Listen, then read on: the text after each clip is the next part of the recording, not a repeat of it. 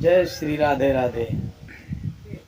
कृष्ण को और बलराम जी को जब उनके चाचा अक्रूर जी मथुरा के लिए ले जा रहे थे तो उन्होंने रास्ते में यही सोचा कि हम प्रभु को ले जा रहे हैं, कहीं न वो पापी कंस मार ना दे। तो उनके अंदर एक भय सा था। उनको ये मालूम था कि ये नारायण है साक्षात, लेकिन उनको एक टेंशन बनी थी। तो जब जमुना जी के किनारे जाकर के अनंत नामक तिथि में और जमुना जी के कुंड में, ब्राह्मण कुंड में स्नान किया। देखो, कुछ लोग कहते हैं कि जमुना जी में स्नान करने से भगवान के दर्शन होते, प्रभु की प्राप्ति। लेकिन अक्रूर जी ने जब स्नान किया था तो अनंत तिथि थी और उनमें स्नान किया और जैसे उन्होंने डुबकी लगाई तो उन्होंने देखा कि श्री कृष्ण और बलराम दोनों भाई वहीं जल में बैठे हुए हैं। तो उन्होंने कहा कि ये जो नंद बाबा के लड़के हैं ये जल में क्या कर रहे हैं, हम तो इनको रथ पर छोड़ कर आए थे। फिर उन्होंने अपने सिर को बाहर निकाला पानी से और देखा कि प्रभु घोड़े से नधे हुए रथ पर प्रभु विराजमान है।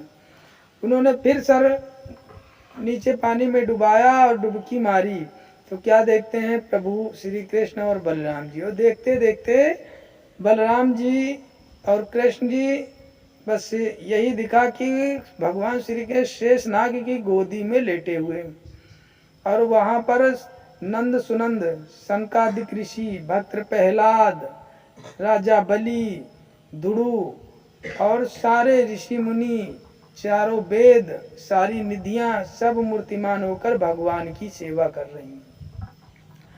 भगवान ने उनको विराट रूप के दर्शन करवाए। उनके अनेकों जितने मन में प्रश्न थे उन प्रश्नों को निवारण के लिए भगवान ने उनको ये दिखाया कि मैं प्रत्यक्ष आपके सामने ये प्रत्यक्ष करता हूँ कि आप निर्भय हो जाओ। फिर अक्रूर जी जब जल में रहे और जब जल से भगवान के दर्शन मिले, वो उन लोक तक भ्रमण किया जहाँ तक भगवान उनको कराया।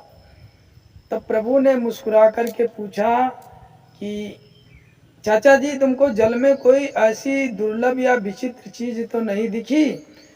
तब अक्रूर जी ने कहा कि प्रभु, जल है, अग्नि है, वायु, सब में आप व्यापक हैं, तो आपके अतिरिक्त मैं क्या देख सकता हूँ? मैंने आपके सिवा कुछ नहीं देखा। प्रभु मुस्कुराए। अक्रूर जी को विश्वास हो गया कि अब कंस का अंत होने वाला, और वो बड़े प्रेम पूर्वक रथ को ले गए।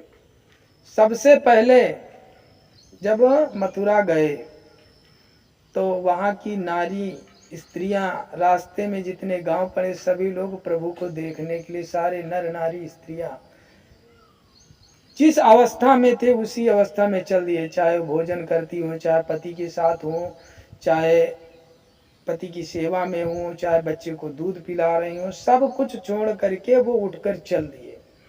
और जब प्रभु मथुरा हटे तो मथुरा में अक्रूर जी से कहा कि देखो, राजमार्ग से हम पैदल अब जाएंगे, आप रथ लेकर के अपने घर जाइए। तो अक्रूर जी ने विनती की कि प्रभु हमारे भी घर चलो, हमारे जैसे गरीब और सेवक की कुटिया में भी अपने चरण कमल रखो।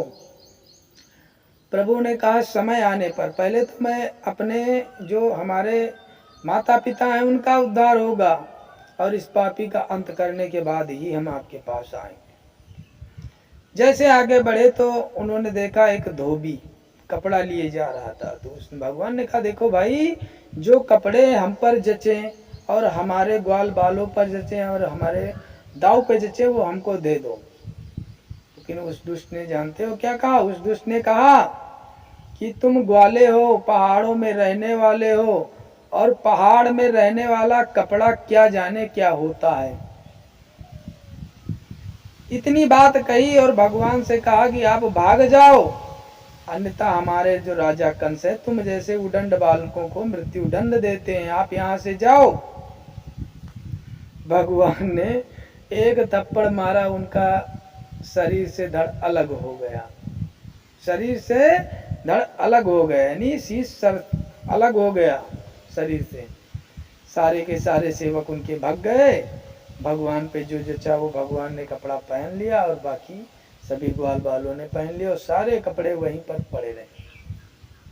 उसके बाद भगवान आगे और बढ़ते हैं तो मिलती है जो कुबड़ी होती है, कुब्जा। कुब्जा को प्रभु संबोधित करते, सुंदरी सुंदरी कहाँ जा रही हो? तो कुब्जा ने कहा कि प्रभु हम तो अपने महाराज कंस की बड़ी प्रिय दासी हूँ, उनके लिए जो ये अंग रंग चंदन बनाए हूँ वो लगाने के लिए जाती हूँ। मेरे स्वामी मुझको बहुत ही प्रेम करते हैं, मैं उनकी बहुत प्रिय दासी हूँ। तो उन्होंने कहा भाई ये अंग रंग मुझको भी लगा दो।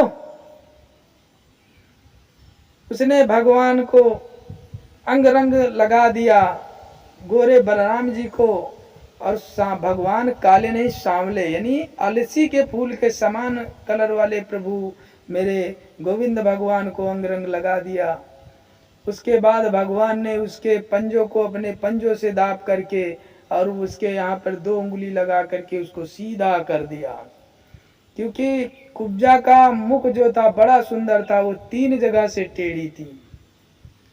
और प्रभु ने सीधा कर दिया तो उसको भगवान को पाने की इच्छा हो गई, लालसा। भगवान को पाने की लालसा हो गई। कहा प्रभु मैं आपको नहीं छोड़ सकती हूँ, आप जो है हमारे साथ चलिए हमारे घर।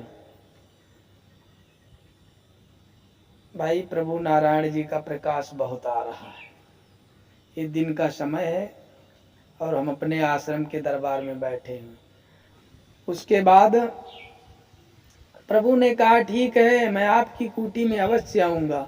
और प्रभु उसी राजमार्ग से चलते चलते फिर राजमार्ग से चलते चलते आगे बढ़े।